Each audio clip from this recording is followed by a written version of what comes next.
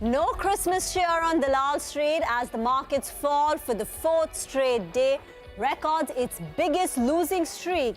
In close to about 3 months, the Nifty and the Sensex see its biggest one-day fall in 3 months. In the last 3 days, the BSE companies have erased market cap gains of the last 3 months. What led to the fall on Dalal Street? Will the IT sector recover in 2023? And why has Bajaj Finance's performance faltered? Hello and welcome to Editors Roundtable. I am Reema Tendulkar. With me are Prashant and Nimesh. Hi guys, it's just us and no Santa. It's a bit quiet, right? Nimesh was telling us on closing bell that even dealing rooms are quieter. And participation here on this Editors Roundtable is also a bit thin. As I say, it's just us and no Santa. It's more like Grinch. The whole Santa rally has just been punctured. I mean, no rally, right? No rally at all. The market is... Forget rally. It's a brutal sell-off, you know. And this 1 week has just cleaned out most of the traders, most of those, you know, the so-called new savvy investors. I mean, they've all taken a hit, not only in the trading portfolio, but even in the investment portfolio. It's been a brutal sell-off. The way midcap, smallcap has fallen sharply. I mean, individual stocks are down 20, 30, 40%.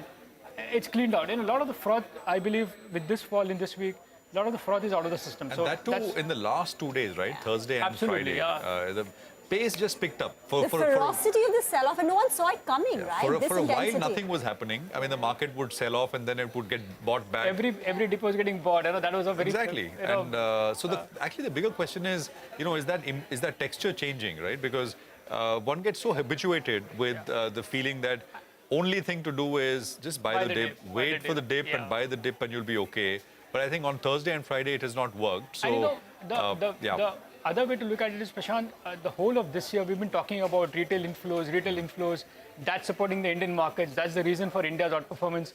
This week, panic was largely non-institutional, which means retail and HNI panic. You know, it's the other way of the other side of the coin now. We saw a lot of inflows and it was supporting the market, a withdrawal and panic, and we've seen such sharp sell-off in individual names, mid-cap stocks, small-cap stocks. So it cut both ways, right? That's what people say, that it cuts both ways. The flows cut you both ways. This week has really shown a lot of traders and dealers, I mean traders and investors, that it cut both ways, and they've taken a sharp knock in this last. Although reasons are still, I'm still wondering, you know, if you wanted to identify just this one reason, incrementally what pushed things over, I'm not very sure there is that one reason, because the one answer, what I'm hearing, not as an answer but as a question mark, is it COVID-related fears which is gripping the street? COVID is used as an excuse, Prashant. This was coming. Nimesh, I put this out on Tuesday morning. This is on Tuesday morning that, this China thing, etc. And I said, this is, and my idea was that maybe reopening trades, etc., take a bit of a backseat. But for that to be used as a broader excuse for a sell-off, I mean, I don't know. I mean, the situation in China is very different from what we have here. China is in its wave 2. They reopened after 3 years. We've gone through how many waves? 2, 3, 4. So I think, it's a very... Let me just quickly, for our viewers, round it up, right? I mean, the market, in terms of how things were. So, ferocious sell-off in the last 2 sessions, which is Thursday and Friday. The pace of the selling, I think, is what is unnerving for many out there. Both the 100 and the 100-day moving average, which is a longer-term trend line, that went away, that was broken. The 20-week moving average, that is also gone with the Friday sell-off, both gone on Friday. For the week, the mid-cap index down 6%, the small-cap index down 4%. Mid-cap index now for the year is negative, small-cap index is down over 20% for the year. This is, I mean, I don't know, I should call it silver lining or not, but the Nifty RSI, relative strength index, is now 32. The lower bound usually gets to about 20, 25, and that's a signal that maybe things are getting too oversold. This is daily RSI, so it's not quite at the bottom, but, it just gives you a sign. The mid-cap RSI is under 30 now, so which again is a good thing, which is the fact that maybe in the very near term, things are getting a little oversold, which could mean a little bit of a bounce, right? I mean, I'm not saying that we got a big bounce ahead of us or anything of that sort. I think all of us know that 23 is a tough year, it's going to be a tough year, etc. But maybe with the 5% drop that we've had very quickly from the highs, from 18,887, which was the all-time high, to now. I think in the very near term, maybe as we end this year, they may be not that cheer, but maybe a little bit of a bounce, Rima. Okay, so far at least it's eluded us, but half the dealing rooms are not there. So whoever you've spoken to, what's the feedback? I think the genesis of this fall? I think this week there was still a lot of participation. Only towards the end, people have started going on. So my understanding is come next week, Hong Kong and Singapore, virtually nobody will be there. So that way it's going to be a muted week next week. But this week there was enough participation. The overall feedback. Y2D, the mid-cap index, has gone into the red. That's a big statement. That's a big news that people are in the last 1 week, the amount of money investors or traders have lost money in mid-cap and small cap is big. That's a big feedback. The index is down 6% this week, and Y2D, the mid-cap index, has fallen into the red. Again, what we are seeing is, this week we've seen a lot of fraud getting out in the mid-cap and small cap. Yes, we all know that the PSU bank index was the big outperformer, and there was a reason for the PSU banks to do well. But in the last leg, we saw, the last leg or the lower end of the PSU banks doing well. The float in those stocks like IOB and all is just 3%. And the traded volumes on those stocks were like 3x or 4x of what the actual volumes were. So that showed the kind of exuberance which was there, and that's now completely cleaned out. There are a lot of stocks within the defense names, the PSU bank stocks, PSU stocks. There was a bit of fraud build-up, and now that's cleaned up with this just 4 days of fall, or the 5 days of fall that we've seen this week. Again, the big important point is one good data that I've looked for this year. Calendar year 2022, Rima, if you look at global markets and in India, FIs have sold $200 billion in China. They've sold $43 billion in Taiwan, and FIs have sold $16 billion in India. And with this fall that we've seen, the markets have corrected, shaved off by 6% from the top. The next year, early January, you're going to see the fresh allocation for the emerging markets, which will include India as well. So maybe the feedback is, while you might see a bit of a retail panic, I think this time the early start of next year could see that getting replaced by the FI money. So because they've sold so much, it looks like the FI money can come back in early 2023 if there is a fresh allocation for countries like India. And because of the correction now, valuations slightly have become little interesting as well, little attractive as well for the Indian market. So that's something one needs to watch out for. So the fresh allocation next year will be important. But the fact is, this week I've seen the other side of retail money, wherein a lot of fraud got cleaned out, a lot of mid-cap and small cap. Traders have taken a lot of hit this week in terms of their trading position. So a lot of fraud is out of the way. But I guess next week could be a little softish.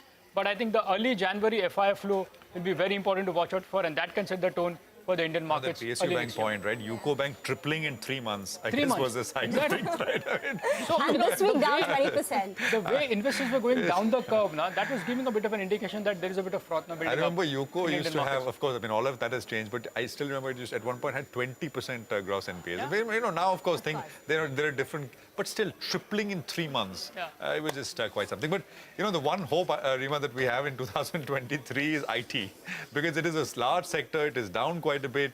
I spoke to Naren recently, who said that buy into a US recession and systematically buy IT stocks. But you have something for us. Yes, so the Nifty IT index is down 25% this year. It's the biggest sectoral losers in our market so far this year. Right now, the question that a lot of people are asking is that have IT stocks corrected enough? Should one buy into the downturn? The downturn may last for the next 6 months, 3 months, 9 months, who knows, right? But is it now presenting an attractive opportunity, or do you think IT stocks can fall some more? So first, here are the numbers. This year, Nifty IT index is down 26%. But bear in mind that it comes on the back of 2 very solid years. In 2020 and in 2021, the Nifty IT index gave you a return of more than 50%. Now, I'm going to present 4 cases why IT stocks could weaken from here on, and 4 reasons why perhaps you should buy into the downturn, and then you can decide on which side of the fence you want to be on. So this is the bull and bear case on the IT. So first, number 1, we are talking about the bear case, right? CY23 budgets. CY23 budgets could get cut. CY23 budgets which get fixed in January could get delayed. There is also a risk that this time the tech budgets may be short term. The companies will decide their tech spend only for 3 months, 6 months, not for the full year. And there's also a risk, right, that if a company decides that I'm going to spend 5% on my technology budget in calendar year 2023, but my company's performance deteriorates as the year progresses, so my actual spend will be a lot lower than what I had initially planned for. So there is that divergence. Point number 2, the big elephant in the room is the US economy, right? There is a very strong correlation between the Nifty IT companies' growth and the US GDP growth. So if the US economy gets into a severe recession, a severe downturn, and then we could see EPS cuts. This is the Credit Suisse analysis. They're saying consensus expectation right now for FY24 is that the US real GDP growth is 0.6%. In that case, the Nifty IT companies will see a growth of 7.5%. But look at the bear case. If things go south and the US GDP growth gets into a deep recession, then the top line is going to get shaved off, and that will result in EPS cuts. Point number 3, premium valuations. Despite the derating that we've seen, Indian IT companies are still trading at a premium to the kind of premium they command over the rest of the markets and the pre-COVID average. And point number 4, mid-cap IT could be vulnerable. And this is on account of 2 possible reasons. One, they have a greater concentration of dependence on their large clients. So if one of those large clients gets into pressure, then their revenues are disproportionately impacted vis-a-vis large cap IT companies whose revenue base is far more diversified. And 2, it's vendor consolidation. So this is the bear argument, right? But on the bull side, right, the bottom may not be formed just yet, but in the next 3 months, 6 months, things could get worse and one should buy into. So we are in the final stages of a downturn. Now, IT companies have been consistent wealth creators. This is the CAGR returns over 3 years, 5 years, and 10 years. And you would see, on an average, these companies have given you returns of 20%. Now, TCS, Infi, these are very large companies. The TCS top line is $25 billion. These companies cannot be replicated in a year. These are companies which have proven themselves in the digital transformation wave that is currently ongoing.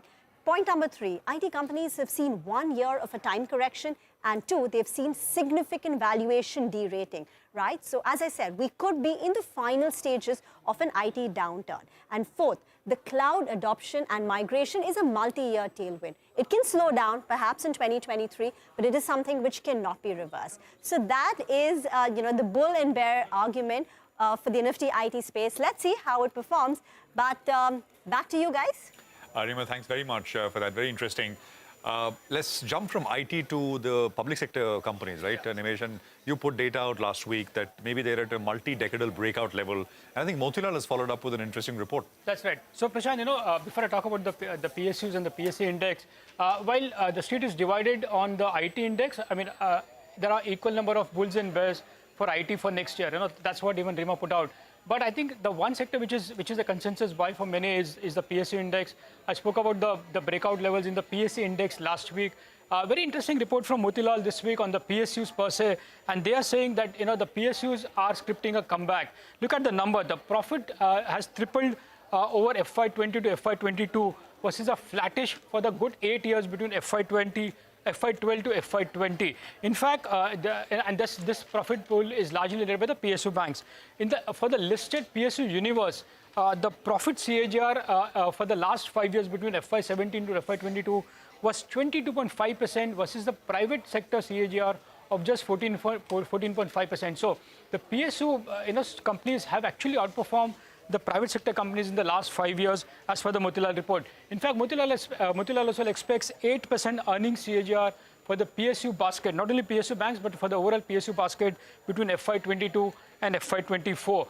In fact, that's the numbers which Motilal is talking about. If you remember, Prashant, this week, Chris Wood had put out, the India, he's made some changes to the India portfolio, and he's added REC with a 4% weight. What was more striking was the fact that he's cut weights on blue chip names like HDFC Bank, ICICI Pru Life, ICICI Lombard, and has added REC. So PSU seems to be back in favor.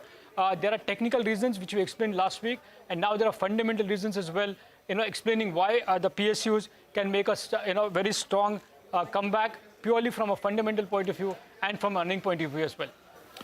All right, Nimesh, thanks for that.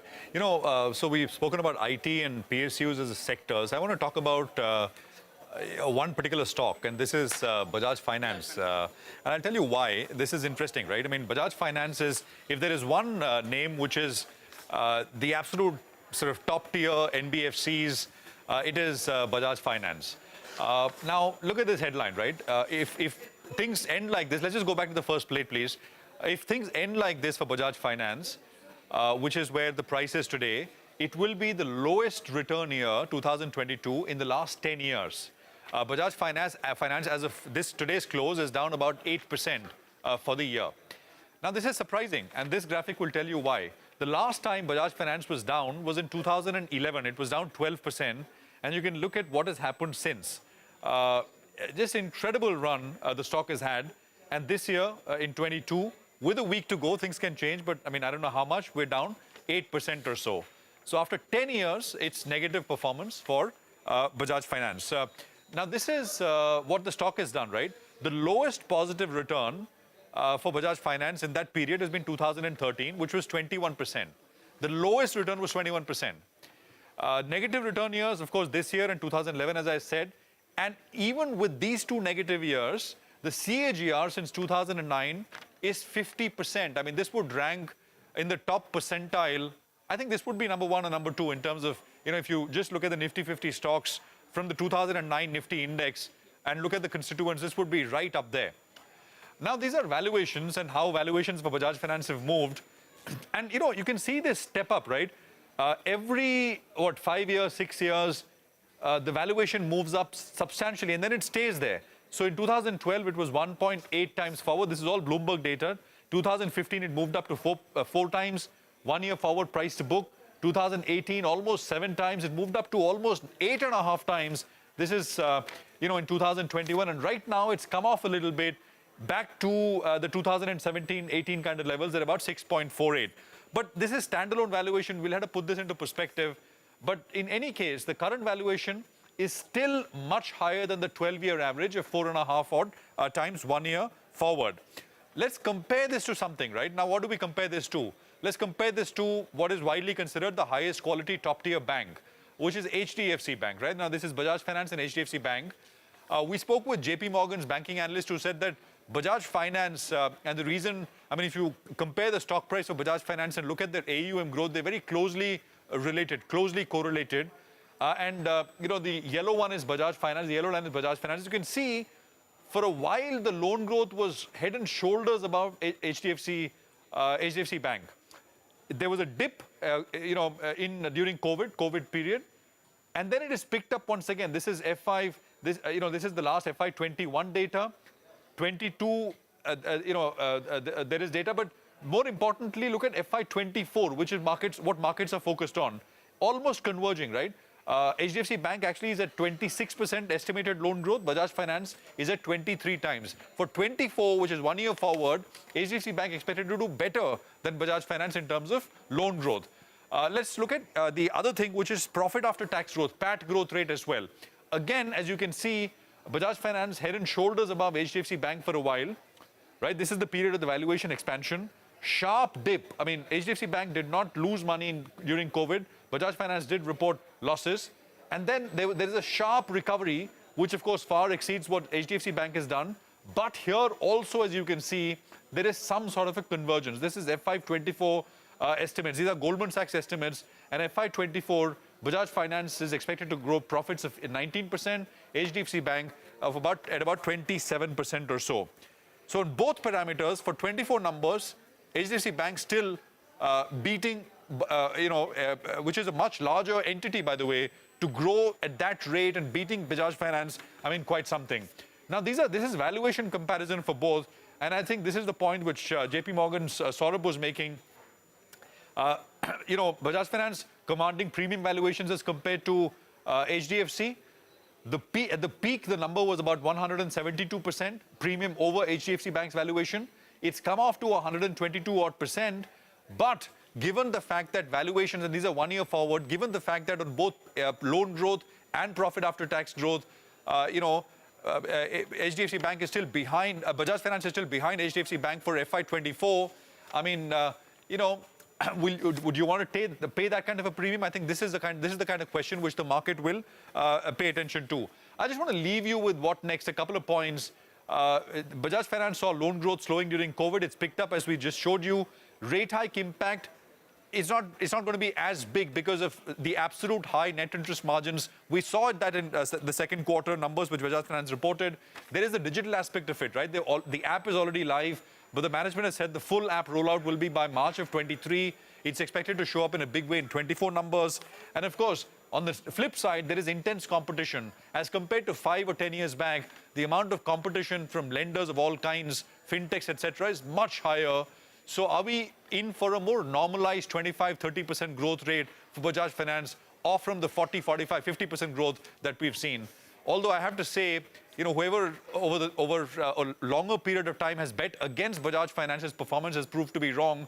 So history and empirical evidence points to the fact that maybe 23 we will see at least a better performance as compared to what we've seen this year so far. Back to you guys. Very interesting, Prashant. We need to get into a very short break, but we'll continue talking about the markets. We'll also invite Mihir Vora, CIO of Max Life Insurance.